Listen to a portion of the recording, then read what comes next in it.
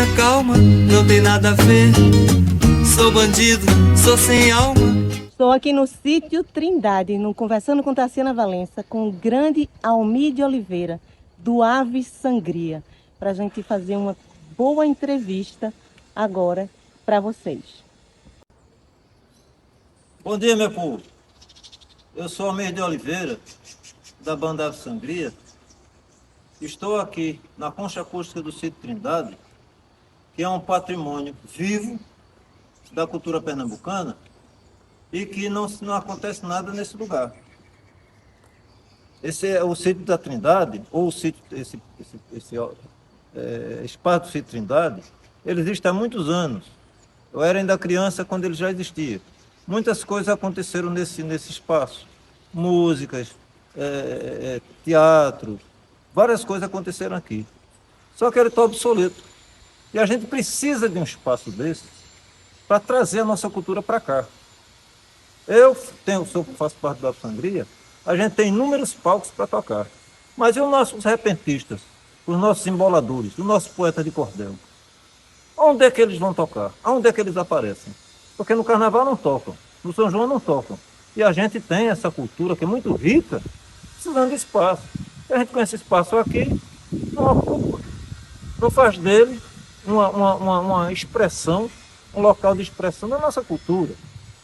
Do lado de lá está todo o pessoal do morro, do lado de cá o pessoal de Casa Forte.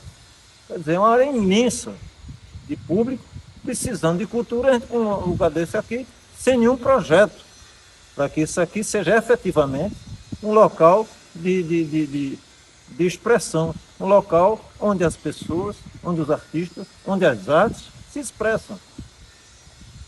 Por favor, façam da concha acústica do sítio Trindade um espaço vivo. Almir, conta aí pra gente como foi o início do Ave Sangria. Tudo começou ainda na minha adolescência, quando eu comecei a tocar em grupos de baile, em conjunto de baile. Toquei nos Aztecas, que era com meu irmão e 2 amigos da vila, e nesse intervalo eu já escrevi umas poesias e comecei a levar na casa de Lula Martins, que ele inclusive é primo de Geraldo Maia. Ele, o pai dele, excelentes pianistas, e eu comecei a fazer essa parceria com ele. Tempos depois eu comecei a compor sozinho música e letras. E me interessei, obviamente, em querer fazer um grupo para tocar música autoral. Como o pessoal dos Aztecas não quis, porque está todo mundo tão entusiasmado com a Jovem Guarda Beatles, que eles não toparam. E aí eu saí e fui para os Selvagens, onde Ivinho tocava, Arlenildo, que foi meu professor de violão e professor de violão de Ivinho, também tocava, Rômulo Fernando, um guitarrista extraordinário, também tocando, Wilson Zu Lopes na bateria, e comecei a tocar com eles. E eles toparam fazer isso. Ivinho topou fazer essa coisa autoral. Então, pelo pessoal dizer tanto que o povo só gostava daquilo que eles viviam ouvindo, eu resolvi fazer um repertório de coisas que eles nunca tinham escutado. Então reuni músicas dos Rolling Stones, que não tocavam no rádio. Os Rolling Stones só tocavam assim, Satisfaction. Peguei inúmeras músicas dos Rolling Stones, algumas do Led Zeppelin, algumas do Tropicalismo, e levei para os bailes. Música de Jorge Ben, misturado com música de Roberto Carlos. Então, da Jovem Guarda, né? Levei esse pessoal para os clubes, inclusive para as gafieiras. E uma das coisas interessantes é que quando a gente tocou no clube da Fábrica Torre, tinha um guarda que ficava na portaria e quando tocava Get Off Maculado do Rolling Stones, ele saía de lá, Mago, essa é a minha. Eu digo, pô, que loucura. Uma música pirada e ele gostava dessa música. E lá no Munguba, no Alto Zé do Pinho, aí sim. Aí o sucesso foi Sympathy for the Devil dos Rolling Stones. E a gente tocava igual ao disco. Essa altura a Gricinho já estava na percussão. E, entre outras músicas, de vez em quando eles falavam, Mago, canta Pupurru. Não sabia o nome da música. E Pupurru é o vocal, né? Pupurru, Pupurru. E a turma dançando gafieira com Rolling Stones. A essa altura, eu já tinha conhecido Marco Polo, né? No fim dos anos 60. Ele com o Raps foram para São Paulo e eu fiquei aqui montando a banda. Foi justamente essas aventuras que a gente foi fazendo nas gafieiras, nos clubes grandes, tudo mais. Até que Marco voltou em 72 e a gente realmente começou o Tamarineira Village, depois se tornou Ave Sangria. Esse foi o nosso começo. Em 1972 a 1974, nós fizemos todos os shows e todos os ensaios sem escutar o que a gente estava fazendo. Que é muito comum.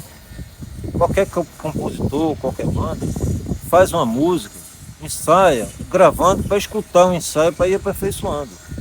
E a gente não teve essa oportunidade, a gente só tinha os instrumentos, tínhamos muito poucos instrumentos, mas a gente conseguia ter emprestados ou alugado para ensaiar e para fazer show. Só que a gente nunca tinha escutado a música da gente. A gente só foi escutar a música que a gente fazia quando a gente chegou no Rio de Janeiro para gravar lá na Continental, no estúdio Havaí, inclusive. Quando a gente começou a fazer as bases e a fazer as coisas todas, a gente começou a ter ideia do que a gente estava fazendo. Só que o tempo foi muito limitado. A gente teve 5 dias para gravar o instrumental e 1 dia para gravar todas as vozes. Pra você ter uma ideia, a gente não podia errar, porque se errasse não podia voltar para consertar. Então foi uma coisa muito, muito tensa até certo ponto. Mas a gente conseguiu fazer e em determinado momento, que é o seguinte, a gente não tinha tempo assim, vamos parar um pouquinho para discutir, não. Mas teve uma vez que teve uns 15 minutos de intervalo, e eu e Israel, a gente começou a fazer uma brincadeira baixo bateria, e a gente terminou começando a desenvolver Jorge Carniceiro em Caboclinho. Que lindo. Só que a gente falou, poxa, vamos fazer. A produtora, rapaz, não dá tempo não. Tem que ficar assim mesmo. Então, a gente perdeu essa possibilidade de fazer ela em Caboclinho, porque a gente não teve tempo. Ainda tentamos negociar com a gravadora para trocar as passagens de avião de volta e hotel por hora de estúdio, para a gente ter essa oportunidade, mas não tivemos essa oportunidade. Então, aí a gente não tinha, foi quando a gente viu que a gente tinha escutado, que a gente escutou a música da gente. Só que quando a gente fez o Perfumes e Baratos, em dezembro do mesmo ano, que isso foi em maio de 74. E a gente veio para cá, para sair o disco foi lançado. Enquanto isso, a gente estava ensaiando para fazer o Sete Cantos do Norte, que seria em outubro. E em dezembro fizemos Perfumes e Baratos. Você escute o disco do Ave Sangria, de 74, escute o show Perfumes e Baratos, né? Para você ver a diferença, a evolução que a gente teve em 6 meses. Principalmente porque a gente ouviu o que a gente estava fazendo e pôde ter ideia do que a gente poderia fazer mais ainda. Além do mais, quando a gente começou, compositores éramos eu, Rafles e Marco Polo. Com o passar do tempo, Ivinho começou a compor, Israel também. Paulinho Rafael depois veio tocar com a gente, também desenvolvendo composição. Quando terminou a banda, nós tínhamos 6 músicos e 5 compositores. Com a proibição do disco, chegou o final do ano, a gente viu que não tinha mais como seguir adiante. Porque, inclusive, não nos foi dado cópia do contrato, que seriam de 12 discos, e a gente não pôde nem cobrar o segundo disco. Atualmente, um advogado pernambucano, ele assistindo um vídeo que foi feito por estudantes da Católica, foi Rainaya, Tiago e Rebeca, chamado Sons de Gaita, Violões e Pés. Ele viu esse drama que a gente viveu. Sim. E ele falou com a gente para entrar com requerimento na comissão de anistia lá em Brasília para fazer uma reparação desses danos que foram causados a gente. Foram Então, muitos atualmente, danos, né? Foram muitos danos. Vocês não imaginam como foi difícil depois para a gente, depois para mim, voltar à faculdade para estudar novamente. Não sabe? Porque meu projeto era fazer música. Bom, Como foi a crítica em 74? olha, teve crítico que mandou a gente pegar na enxada. Sim. Sabe? Mas depois começou a tocar nas rádios, né? Olha, nas rádios a gente já está em 8º lugar nas paradas quando foi proibido. Dizem que foi uma mulher de um general, né? Dizem, né? Ninguém sabe, mas na época da ditadura podia ser. Eu sei que foi um jornalista que botou no programa dele, dizendo que aquilo era um atentado à moral e aos bons costumes. Seu Valdir. de um homem fazer uma música, né, uma declaração de amor para outro homem, Sim. que é justamente a música Seu Valdir. Essa música ia ser cantada por uma mulher, não era isso? Por Marília Pêra, né? E aí ela não cantou? Ela não. É porque é o seguinte, ela como atriz, ela cantava a partir de personagens. Eu Deu vi dizer vontade isso, é. dela Ela não fazer um era disco. cantora, né? É. E ela queria, ela era cantora como atriz, Como né? atriz. Aí ela, Marco Polo namorava era casado com uma menina lá, que era atriz também, fazia parte do elenco. Sim. E aí ela ficou interessada em músicas para fazer Sim, esse sim. disco. Aham. E aí Marco ofereceu algumas músicas a ela, inclusive Seu Valdir. Sim. Tempo depois ela disse, olha, eu desisti desse projeto, que eu vi que eu não, sabe, não vou fazer uma carreira como cantora. O que eu gosto mesmo é de cantar interpretando personagens. Sim. E aí ele mostrou a música a gente, e aí a gente incorporou o repertório, né, ele mesmo. Ficou interessado Aí em foi um cantar. homem que cantou, Um- aí exatamente. danou-se. Na época E da aí, ditadura, A gente estava em 8º lugar nas paradas quando meu Deus. foi proibido. Eu ia chegar no topo. E assim, com A gente certeza. que não tinha instrumento, eu era baixista, não tinha baixo, o Israel era baterista, não tinha bateria. E Vinho e Paulo tinha guitarra, mas não tinha amplificador, e a Agostinho só tinha um bongô. Quer dizer, era muito precário, a gente não tinha produtor na E época. aí que Tinha uns vocês amigos iam que ganhar, né, o fôlego já mesmo, estavam fôlego, se tem não tivesse instrumental, tido comprar essa instrumental. parada. Exatamente. Ia se estruturar para realmente entrar no mercado profissionalmente. Né? Aí a banda se desfez, né, Almir, Se depois desfez. disso aí. A gente fez o Perfumes e Baratos no final de 74. A gente viu que não tinha mais como a gente. E aí a banda se desfez. E cada um seguiu o seu caminho e eu voltei. Ainda fui para o Rio de Janeiro, passei um ano lá em 75, 76 eu voltei à faculdade para estudar engenharia, porque até essa altura já tinha uma filha. E não dava mais para sonhar com a música sem batalhar É verdade. a sobrevivência. E aí em 2014 vocês voltaram.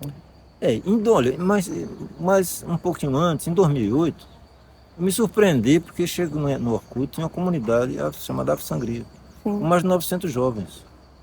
A essa altura eu já tinha tentado fazer com que a Warner lançasse o disco da gente em CD. Não consegui. Originalmente o disco da gente foi gravado pela Continental, mas a Continental acabou e a Warner comprou os direitos do disco da gente. Sim. E eu tentei ainda abrir pro rock com o Paulo André, me levei até Tom Capone, que era produtor e era da Warner, para lançar o disco da gente em CD, mas não deu certo. Mas aí todo mundo começou a piratear, eu mesmo pirateei, para vender, porque sabe, até uma maneira de ganhar algum dinheiro. Né? Sim, claro. Já que não tinha oficial, o CD pirata era legal, não podia ser ilegal uma coisa. E a juventude fez a mesma coisa e de repente deu nisso tudo. Quando foi em 2012, 2013, uma banda de Olinda, de Gabriela, a gente já tem tocado ele algumas vezes nesse intervalo. Eles entraram com um projeto de cultura para a gente voltar para lançar em CD. Hey you, do you wanna go? Let's raid a town and see some gold. Hey you, cassete. E em 2014 a gente voltou oficialmente como Ave Sangria. Né? E essa altura estávamos eu, Paulo Rafael, Marco Polo e Vinho da banda original. Israel tinha falecido e a Vicente estava doente e não pôde tocar. E em 2019 foi o outro Lançamento disco, né? do segundo disco, o Vendavais. Vendavais. Na época boa também. Vocês gostam, né, de uma época boa? Rapaz, não é? Na época que o demo estava... Pois é. É interessante. Quando a gente... Não é? 2019, eu digo, meu Deus. Em 2018 a gente decidiu fazer esse disco, né?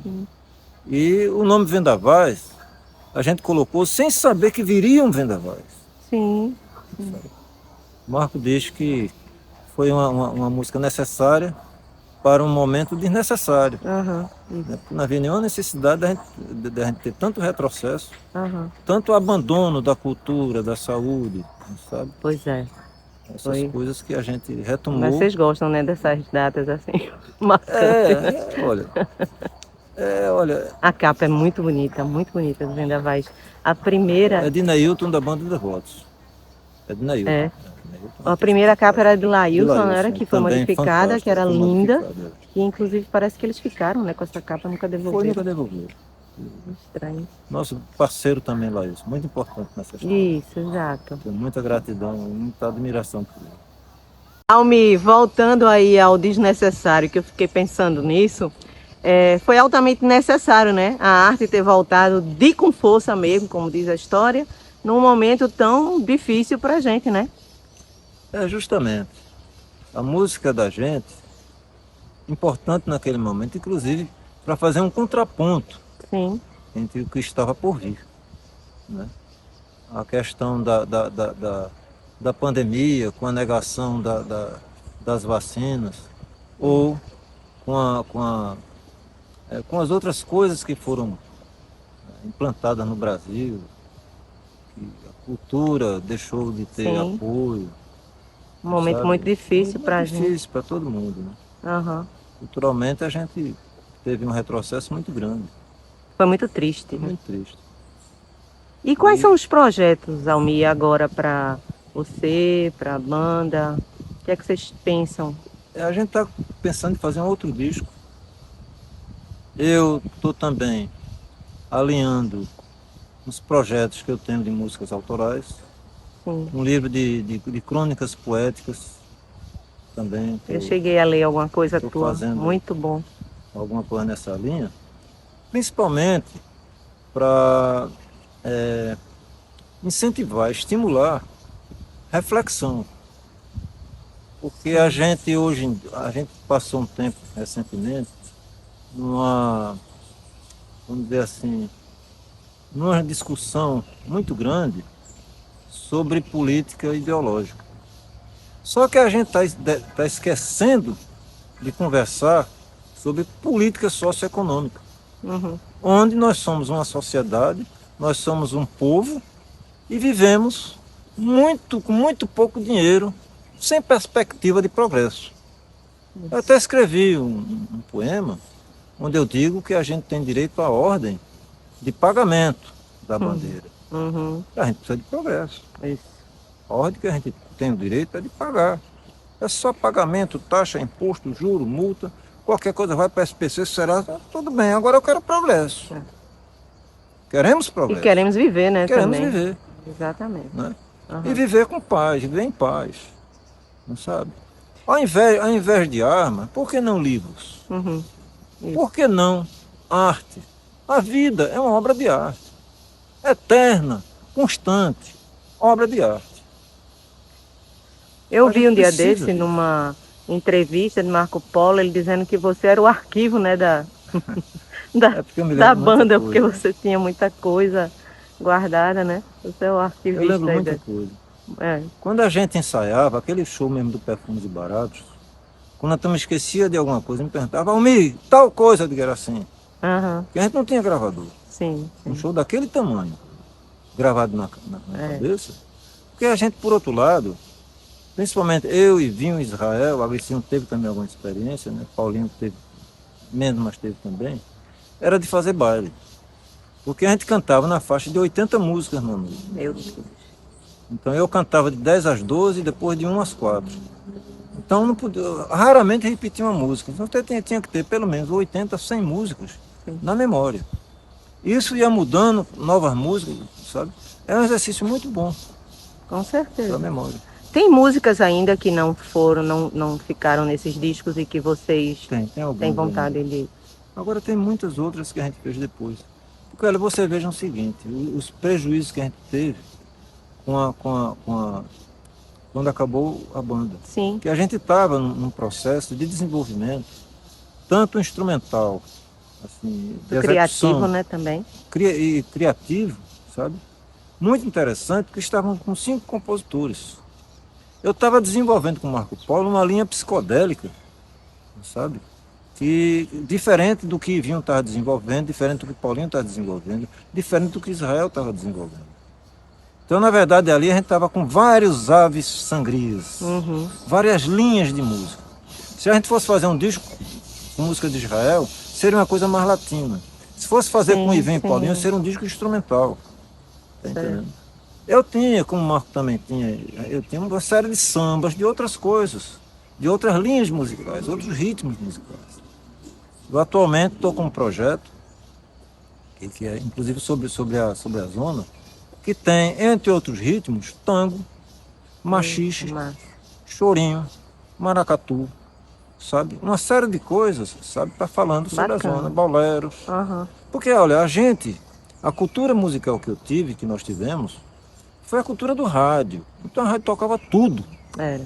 Do cantador ao jazz, a música erudita, ao tango, sabe? A boemia, ao brega, tocava tudo nos rádios.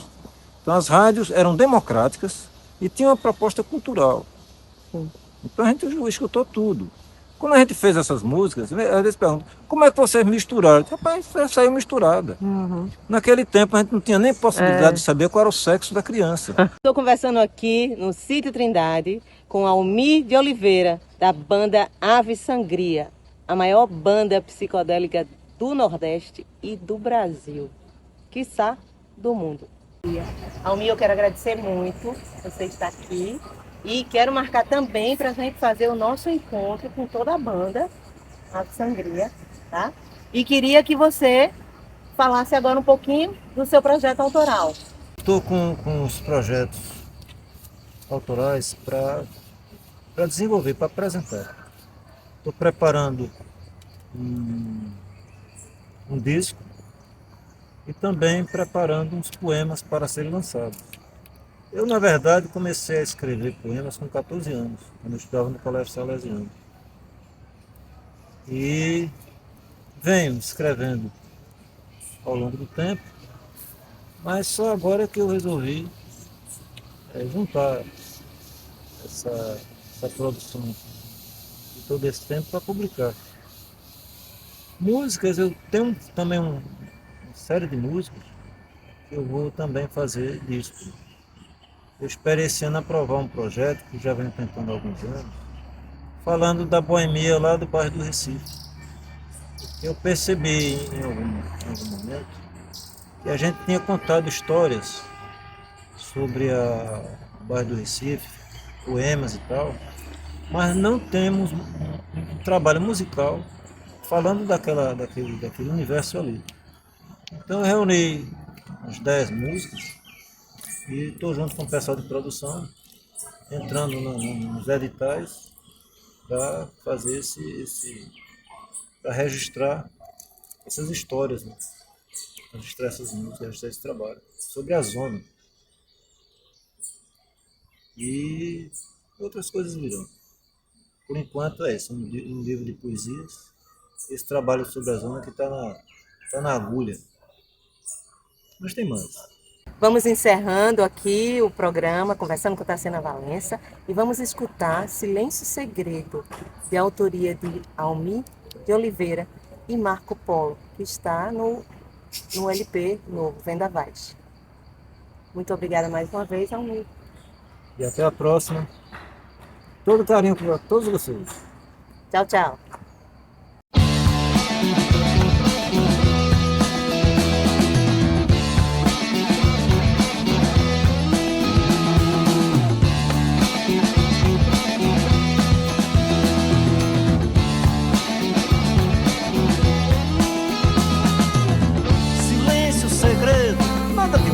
Tudo simples, eu quero tudo de novo, tudo de novo.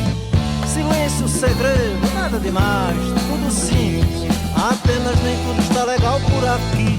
Embora eu continue forte como um caniço, ou quase isso. Será que você vê? No meio do lixo está o molho, no meio da sala está o olho. Flutuando e mágico, flutuando e mágico. Silêncio, segredo, mistério, nada demais, tudo simples. Se for preciso, mas muito preciso mesmo, 1 passo, 2, 3, vá lá atrás. Mas é melhor aguentar a barra, mas é melhor aguentar a barra.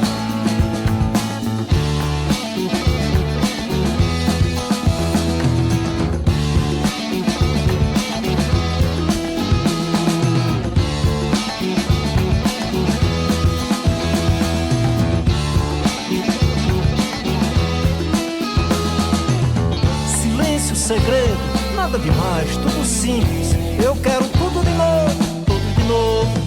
Silêncio, segredo, nada demais, tudo simples.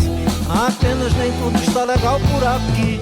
Embora eu continue forte como um caniço, ou quase isso. Será que você vê? No meio do lixo está um olho, no meio da sala está um olho. Flutuando e mágico, flutuando e mágico. Silêncio, segredo, mistério, nada demais, tudo simples. Se for preciso, mas muito preciso mesmo. Um passo, dois, três, vai lá atrás. Mas é melhor aguentar a barra. Aguentar a barra, mas é melhor aguentar a barra.